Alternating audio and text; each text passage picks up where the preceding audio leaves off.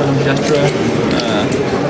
Hari ini kita di bawah bumbung Rumah Keadilan yang Teragung, institusi Kehakiman di Putrajaya, untuk meneruskan proses rayuan saya.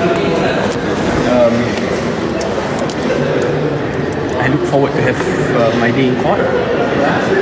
Saya dan keluarga telah menunggu lebih 5 tahun dan melalui pelbagai jenis rintangan dan cabaran, tetapi Alhamdulillah di atas berkat doa kalian semua, saya tetap dapat mara ke hadapan, berada di sini dengan iltizam yang kuat untuk membersihkan nama dan integriti saya tanpa menggunakan jalan politik atau jalan lain, tetapi untuk menggunakan institusi keadilan. So pray for us. There you go. Ya.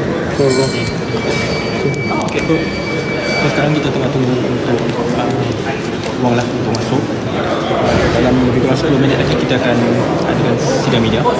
Itu adalah untuk address media dan juga kepada publik.